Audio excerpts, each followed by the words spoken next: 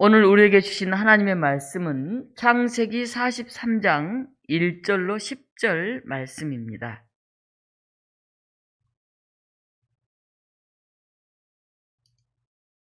창세기 43장 1절에서 10절 말씀을 제가 봉독하겠습니다. 그 땅에 기근이 심하고 그들이 애굽에서 가져온 곡식을 다 먹음에 그 아버지가 그들에게 이르되 다시 가서 우리를 위하여 양식을 조금 사오라.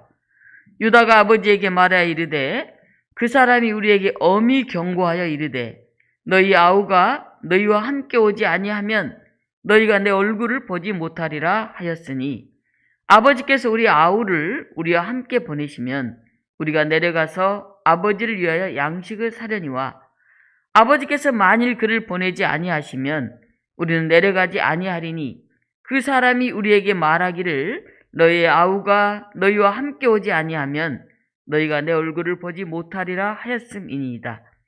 이스라엘이 이르되 너희가 어찌하여 너희에게 또 다른 아우가 있다고 그 사람에게 말하여 나를 괴롭게 하였느냐.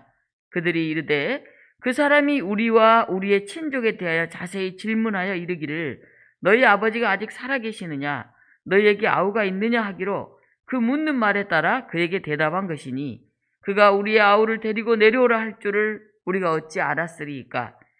유다가 그의 아버지 이스라엘에게 이르되 저 아이를 나와 함께 보내시면 우리가 곧 가리니 그러면 우리와 아버지와 우리 어린 아이들이 다 살고 죽지 아니하리이다. 내가 그를 위하여 담보가 되오리니 아버지께서 내 손에서 그를 찾으소서. 내가 만일 그를 아버지께 데려다가 아버지 앞에 두지 아니하면 내가 영원히 죄를 지리이다. 아멘. 오늘 어버이 주일입니다. 5월은 가정의 달이죠. 예전에는 이 어머니 날, 어머니 주일 이렇게 지켰었는데 언제부터인가 어버이 주일로 이름이 바뀌었습니다. 왜 어머니만 세냐? 아버지도 있다. 이렇게 이야기하셔서 어버이 주일로 이름이 바뀌었습니다. 어버이 주일은, 어버이 날은 어떻게 만들어졌을까요? 우리 1970년 미국에서 남북전쟁이 막 끝났을 때입니다. 음악가이자 정치가인 줄리아 워드 하우가 어머니 날을 선언을 했습니다. 그래서 우리는 어머니 같은 사랑, 생명을 사랑하는 이런 마음으로 전쟁을 반대합니다. 그리고 여성에게도 참정권을 주십시오. 옛날은 여성이 투표권도 제대로 없었죠. 그렇게 호소를 했는데 성공적인 결과를 거두지 못했습니다. 그리고 몇 년 후에 앤 자비스라고 하는 사람이 다시 어머니 날 여성 노동 모임, 이런 모임을 조직해서 지역사회 여성들과 함께 모여서 어머니 날을 만들기 위해서 노력을 했습니다. 근데 역시 성공하지 못했습니다. 그리고 나서 그녀의 딸 애나 자비스가 그 어머니가 돌아가신 후에 어머니가 그 여성의 권리를 또 이 여성들의 그 귀한 생명을 존중하는 뜻을 이렇게 지키기 위해서 노력했던 것을 기념하면서 2007년부터 그 어머니가 했던 그것을 기억하는 그런 행사를 하기 시작했습니다. 그 결과 1914년에 마침내 미국에서 이 두 번째 주일, 바로 오늘이죠. 이 일요일을 어머니 날로 그렇게 정하게 되었습니다. 그리고 이제 전 나라에 퍼져서 우리나라에서도 5월 둘째 주일을 어머니 주일로 지키고 5월 8일을 어머니 날로 지키고 있습니다. 무엇을 기념하고 그것을 지켜가는 것, 그거는 그리 간단한 일이 아닙니다. 오늘 이 애나 자비스를 보면 최소한 2대에 걸쳐서 애를 써야만이 겨우 그 일 하나가 이루어진 것 같습니다. 아니, 그 이전부터도 그 노력이 있었죠. 이 애나 자비스가 1908년에 그가 다니던 교회에 많은 참여자가 이렇게 모여서 어머니날 기념식을 행할 때 생전에 자기 어머님 앤 자비스가 좋아했던 하얀 꽃, 카네이션이죠. 하얀 꽃을 참석자 모두에게 선물을 했다고 합니다. 우리는 빨간 카네이션을 다 하는데 다 살아계시니까 이제 돌아가신 어머니를 기억하면서는 하얀 카네이션 이제 단다고 하죠. 네. 그래서 이제 그게 기념비로 돼서 해마다 어머니 날이 되면 가슴에 이제 카네이션을 달아드리는 그런 유래가 생겼다고 그럽니다. 어머니, 사실 이 이름은 우리 가슴을 찡하게 그렇게 만드는 이름입니다. 물론 아버지도 굉장히 든든하고 소중한 이름이지만은 그래도 아버지보다는 어머니가 우리의 가슴을 더 움직이게 합니다. 어제 교우 카톡과 또 여교육자 실행위 카톡방에 우리 부모님들의 이유여하를 막론하고, 그러니까 이유여하라는 거는 어떤 부모님들은 뭐 심지어는 아이들을 때리는 부모님도 있고 막 술 취해서 다니는 부모님도 있고, 부모님이라고 다 자녀들을 따뜻하게 잘하는 건 아니잖아요. 이유여하를 막론하고 부모님들이 어떻든 또 자기가 아무리 바쁘든 또 아무리 쑥스럽든 그런 생각하지 말고 무엇인가 감사의 표현을 한번 해봅시다. 이렇게 제가 카톡방에, 교육 카톡방, 우리 여교육자 실행위 카톡방에 올렸어요. 그리고 저희 어머니께도 전화를 드렸죠. 한번 이번 주 너무 제가 바빠가지고 이번 주에 찾아뵙지를 못했어요. 5월 5일날 찾아뵈야 되겠다 했는데 뭐 강의도 있고 오늘 또 오후 설교도 있고 뭐 한 서너 가지 일이 몰려서 제가 찾아뵙지를 못했어요. 전화 통화했는데 어제 그젠가에 코로나 주사를 맞아가지고 몸이 많이 안 좋으시다고, 그래서 오늘 교회 못 오실 것 같다고 그러시더라고요. 그래서 그러면 제가 계좌번호로 조금 용돈을 넣어드릴게요. 제가 이제 이렇게 못 찾아가니까 죄송하잖아요. 남들한테는 뭐 뭐라도 해라 이렇게 해놓고는. 그랬더니 나 통장에 돈이 좀 있으니까 안 보내도 된다. 내가 필요하면 달라고 하겠다. 그렇게 얘기를 하시더라고요. 오늘 오셨네요. 굉장히 반갑네요. 저희 어머님 이제 통장에 좀 돈을 좀 갖고 계세요. 그래도 1, 200은 있어야 몸이 아프다든지 먹고 싶다든지 옷이라도 이런 거 하나 사 입고 그러시죠. 그러면 아이고 내가 얼마나 산다고 통장에 돈 쌓으면 뭐하냐 이러시고는, 쓸 수 있을 때 써야지. 그리고 맨날 주일날 예배 드리고 나면 저기 집에 가서 이제 조카한테 용돈 이렇게 주고 핑 가시고 또 어려운 이웃들이나 이제 보면 주고 싶어 하시고, 또 종종 보면은 뭐 동생이 입원했다가 아프고 뭐 또 조카가 생일이 되고 그러면 저희 어머님 이제 헌금을 이렇게 감사헌금을 하셔요.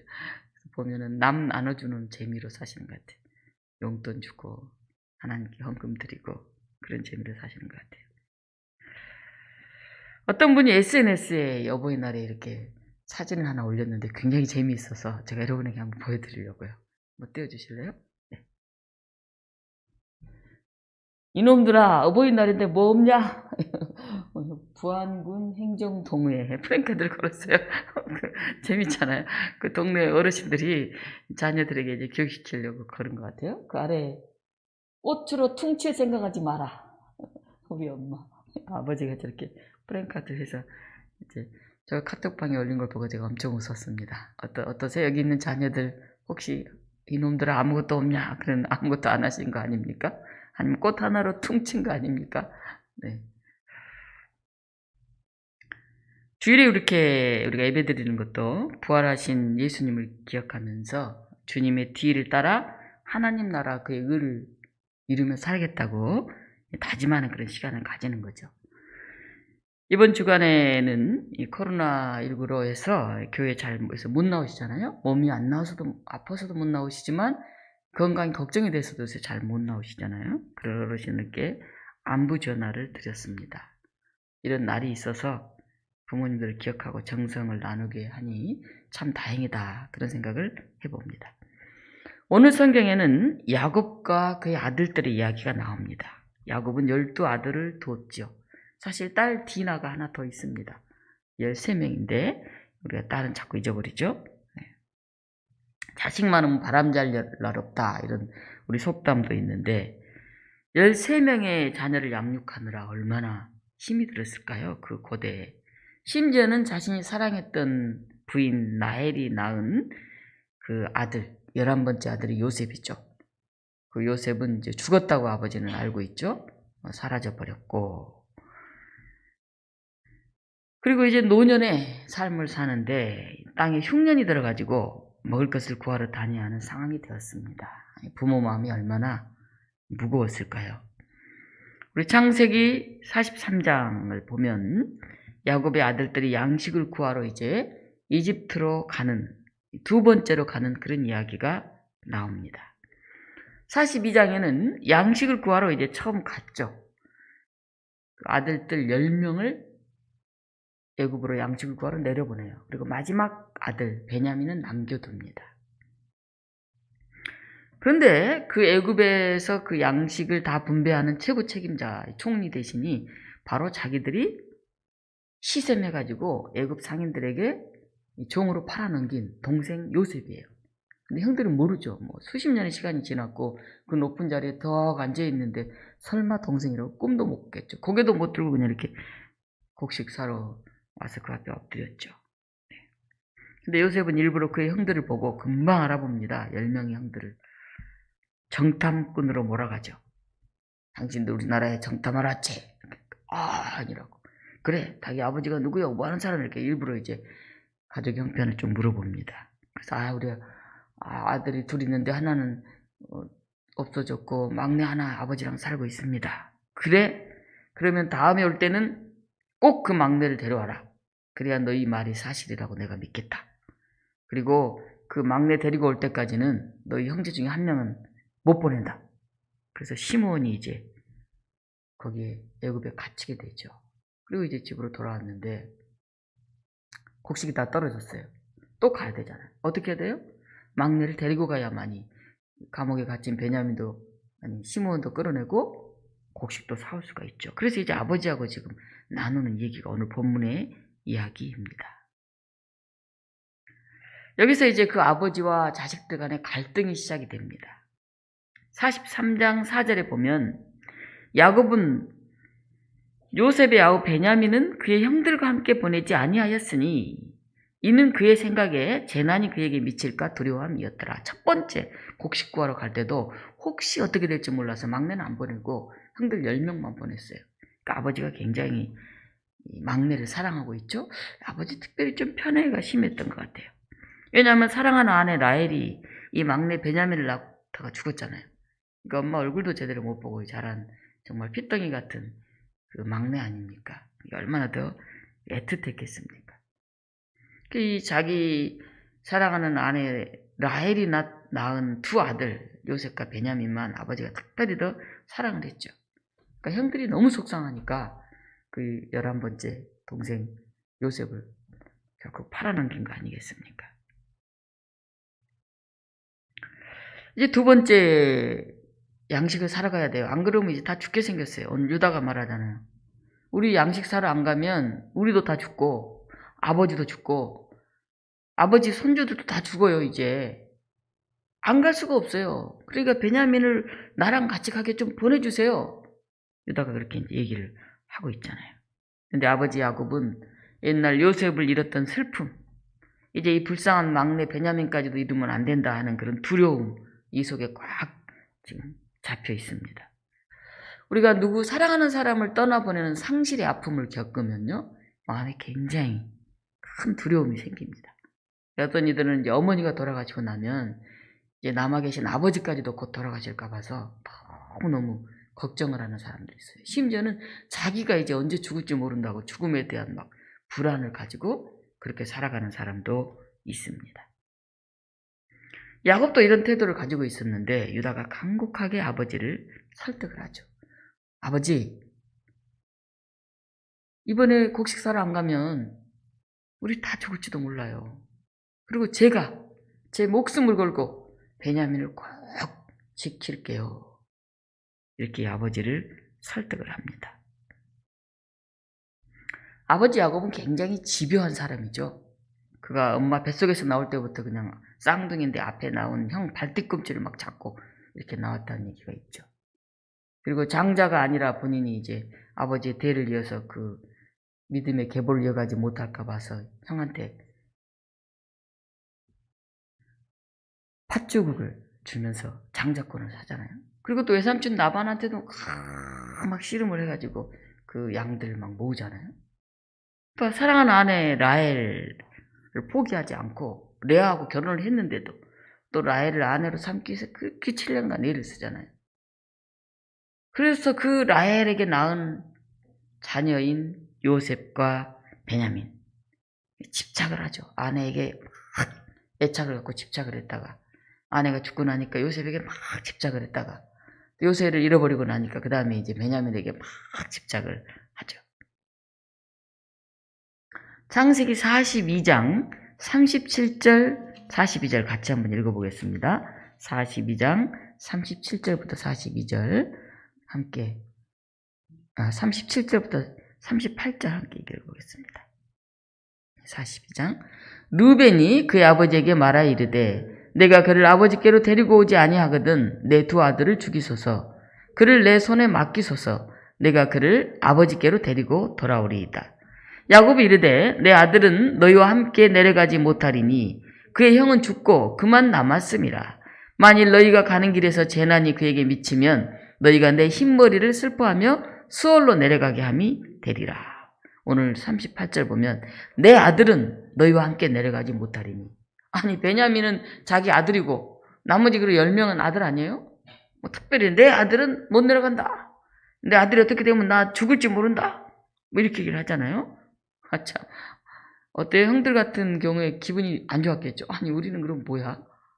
이런 생각이 들었겠죠. 네. 우리 창세기 43장 33절 34절 한번 읽어보겠습니다. 33절 34절 그들이 요셉 앞에 앉되 그들의 나이를 따라 앉히게 되니 그들이 서로 이상히 여겼더라. 요셉이 자기 음식을 그에게 주되 베냐민에게는 다른 사람보다 5배나 주매 그들이 마시며 요셉과 함께 즐거워하였더라. 예, 이미 요셉은 자기 동생이 이제 베냐민을 알고 있었죠. 그래서 나중에 데려온 베냐민에게 훨씬 더 많은 음식을 주고 있죠. 만약 여러분이 형들이었다고 한다면 아버지는 자신들을 이렇게 소외시키고 또 요셉과 베냐민은 또 서로 끈끈하게 이렇게 연결되어 있잖아요. 그러니까 그 속에서 얼마나 늘 상실감이 컸을까 그런 생각을 할 수가 있습니다. 오늘 에집트에 다녀온 형들은 아버지 야곱에게 그동안 생긴 일을 다 얘기를 해요. 그 땅의 주인인 사람이 우리에게 너희들 정탐꾼이 아니냐? 그러면 너희 형제 중에 하나를 여기 두고 양식을 가져가서 일단 굶주림을 면하고 막내를 데려와라. 그래야 너희가 정탐꾼이 아니라는 걸 내가 알고 너희 형제 남아있는 이 형제를 돌려주겠다. 그리고 이 나라에서 좀 무역도 하고 장사도 하고 살 수 있게 하겠다. 오늘 성경에 보면 그런 얘기를 하죠. 그걸 전해요 아버지한테. 아버지 그 사람이 이렇게 말합니다. 형들은 모르잖아요. 하라는 게 요셉인지. 그래서 아버지가 하는 말이죠.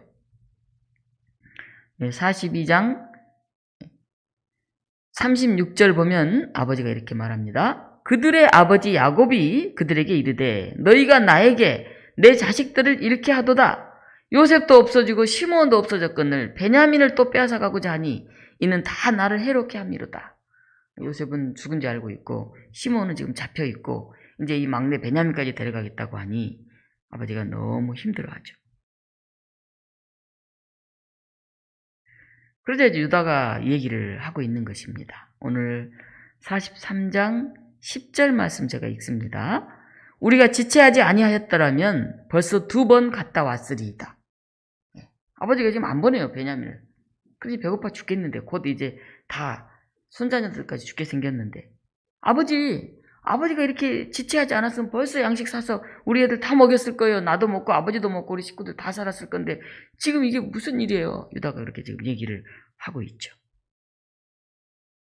근데 이 말은 사실 원망하는 말이 아니에요. 이 말만 딱 들으면 원망하는 말처럼 들리잖아요. 근데 그 앞에 내용을 보면 그런 말이 아니에요. 앞에 뭐라고 말합니까? 예. 아버지 제가 담보가 되겠어요. 이 베냐민. 그래서 내 목숨을 걸게요. 아버지. 제가 꼭 이 막내를 잘 보살펴서 시몬 형과 함께 곡식을 가지고 돌아오겠어요. 아버지. 아버지가 보냈으면 벌써 2번도 더 다녀왔을 거예요. 그러니까 앞뒤 말이 다르고 다르잖아요. 말이 굉장히 중요해요. 아마 우리 같으면 이렇게 할지도 몰라요. 이 정도 아버지가 말하면 아니 아버지 베냐민만 중요하고 다른 자식은 안 중요해요?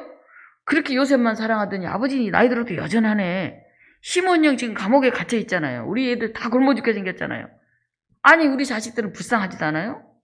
아버지도 곧 배고파 돌아가실지 몰라요. 이렇게 답답해요 아버지. 제발 좀 정신 좀 차리세요. 아마 이렇게 말했을지도 몰라요. 근데 유다는 참 말을 예쁘게 하잖아요. 우리 형제들도 아버지도 우리 어린 자식들도 다 굶고 있잖아요. 아버지가 이제 현실을 딱 깨닫게 만들죠. 내가 베냐민 대신 담보가 될게요. 옥에 갇히든 죽든 책임질게요. 아버지를 설득하잖아요. 그 다음에. 그리고 나서 이제 말하죠. 아버지 갔다 왔으면 벌써 2번이라도 갔다 왔을 것 같아요. 이렇게 말하고 있습니다. 어떤 말은 앞뒤 전후를 잘 살펴보고 들어야 돼요. 머리와 꼬리 딱 대고 그 자기에게 유리한 그 부분만 딱 가지고 극대화시켜서 얘기하는 정치인들이 주로 그러죠. 정치인들이. 그 맥락과 상관없이 그 단어만 딱 가지고 누가 이런 말을 했다고 특히 자기 당이 아닌 사람들에게 막 말꼬리 잡고 늘어지는 굉장히 나쁜 태도죠. 여러분들이 무슨 말을 들으면 그 말을 다 고지고대로 하고 들으면 안 돼요. 아무 개가 말을 전하면은 아이고 나한테 그런 말을 했어? 괘씸하군. 이렇게 생각하시면 안 돼요. 진짜 그분이 그 얘기를 했는지도 모르잖아요. 잘못 전하고 있는지도. 또 왜 그런 말을 했는지 앞에 뒤에 상황이 어떤지를 우리가 알아야 돼요. 그리고 나서 그 얘기를 판단해야 되죠. 그러나 말로 논리를 따진다고 해서 다 이해되는 게 아니에요. 그 말이 옳고 그른 거 이전에 그 사람에 대한 존중과 신뢰가 더 필요해요. 별로 이렇게 안 좋은 말인데 진짜 그 사람이 했다고 해요. 그래도 그 사람을 평소에 신뢰하고 인정하고 있으면 사람이 뭐 그럴 수도 있지 뭐. 실수할 수도 있고 뭐 어떻게 하다 보니까 그런 말이 나왔겠지. 이렇게 얘기를 합니다. 근데 별로 이렇게 안 좋게 생각했던 사람이 그런 말 하면 막 일어나죠. 걔는 맨날 왜 나만 보면 그렇게 하냐고 화를 내죠. 말은 참 중요합니다. 그런데 사랑도 자꾸 표현해야 개발되고 전달이 돼요. 저희 이제 집에 중2 남자의 조카애가 있어요. 근데 좀 무뚝뚝해. 남자들이 좀 그렇잖아요. 또 중학생들은 좀 시니컬하잖아요. 별로 표현을 잘 못해요. 그래서 야, 어버이날인데 엄마 사랑해요. 엄마 감사해요. 좀 이렇게 얘기해라. 그리고 선물도 좀 드리고 그래라. 그랬더니 하는 말이 예전에 내 카네이션도 직접 만들고 편지도 써서 드리고 그랬잖아요. 이렇게 말해. 그건 학교 다닐 때 선생님이 하라고 그래서 유치원 때 초등학교 때 한 거고 이제 중학생 됐으니까 선생님이 하라고 안 해도 스스로 좀 해야지. 제가 그랬어요. 그때 나중에 보니까 카네이션 바구니를 사가지고 와가지고 이렇게 쑥 이렇게 내밀어. 제 동생이 이제 그런 얘기를 하더라고요. 저한테 난 카네이션 이런 거 사실 필요 없어. 안 받아도 돼. 이것보다는 편지 하나 써주는 게 훨씬 좋아. 이렇게 얘기를 하더라고요. 그래서 제가 그랬어요. 야, 편지 써주는 거 굉장히 어려운 일이야. 고단위의 일이야. 그렇게 어려운 거 얘기하지 말고 일단 카네이션 받는 것부터 그걸 시작해야 돼. 제가 그랬어요. 말 한마디 작은 행동 하나 이거 쉽지 않아요. 저도 좀 내향적이고 뭐 그런 굉장히 쑥스러워서 뭐 사랑합니다 하고 뭐 안아드리는 거 잘 못해요 사실은. 근데 별거 아닌 것 같은데 그게 훈련이에요. 몸에 쌓여야 그걸 잘하게 돼요. 몸에 배어야 사랑을 표현하는 게 자연스럽지 그렇지 않으면은 아내한테도 남편한테도 사랑 표현을 잘 못해요. 그리고 친구들한테도 표현을 잘 못해요. 표현을 하지 않으면 잘 모르죠. 오늘 유다는 말을 지혜롭게 하면서 아버지 요셉을 설득하고 있습니다. 사실 그동안 아버지와 이 10아들들은 서로 말이 안 통했어요. 오지겠으면 11번째 동생을 팔아넘겼겠습니까? 아버지의 편애에 너무 속상해서. 아버지의 동생들에 대한 편애가 형들에게는 상처로 그렇게 남았을지도 몰라요. 목사님들하고 모여서 이제 목요일 아침에 이 언어 분석하고 성경 공부를 하면서 서로 이렇게 경험도 나누고 저는 이제 책 읽은 얘기도 좀 나누고 이렇게 하는데 목사님 한 분이 그 얘기를 하더라고요. 자기는 딸이 3명이래요. 근데 큰딸이 이제 그런데요. 아버지, 우리 부모님들 왜 막내만 꼭 사랑해요? 저는 큰딸이라고 맨날 그냥 든든하다만 그러지 생전 책임을 별로 신경을 안 쓰시는 것 같아. 맨날 집안일 다 내가 해야 되고 입이 툭 나와 얘기를 하더래. 그러더니 이제 나중에 둘째 딸이 와서 그러더래. 아버지는 언니는 언니라고 신경 쓰고 동생은 동생이라고 신경 쓰고 가운데 나만 낀 도토리 같아요. 나는 그렇게 신경을 안 써주세요. 그러더래. 그래서 나중에 이제 막내가 와서 말하더래요. 아버지는 맨날 언니들만 알아. 왜 나는 막내라고 그렇게 관심이 없어요. 이렇게 아버지가 말하더래. 딸들이. 그래서 아버지가 야 나는 첫째, 둘째, 셋째 너네 다 똑같이 사랑한다. 진짜 노력을 한대 여태까지 사랑하려고. 근데도 세 딸들은 각자 자기들은 왜 관심이 없냐고 서로 그렇게 말을 한다. 그 얘기를 듣고 함께 웃었던 기억이 납니다. 아버지는 어떻게 보면 어린 나이에 엄마도 없이 자라야 하는 그 요셉과 베냐민을 보면 항상 마음이 아프고 눈에 밟혔을지도 모르겠어요. 형들이 다 컸고 또 엄마도 있고 그러니까.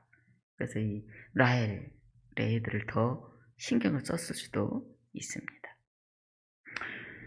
이제 손자, 손녀들이 배고파오는 심각한 문제 앞에서 비로소 아버지와 아들 사이에 말문이 트입니다.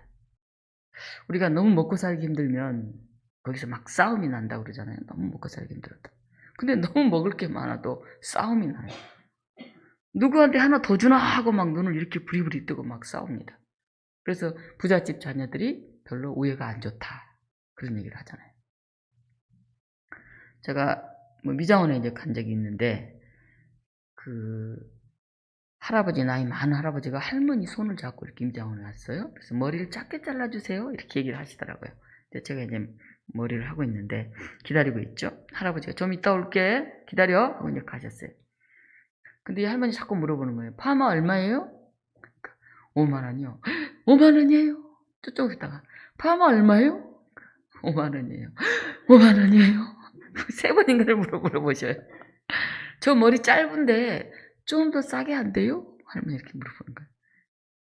그러더니 이제 할머니가 계속 갸땅갸땅 하시다 가셨어요, 이제 또.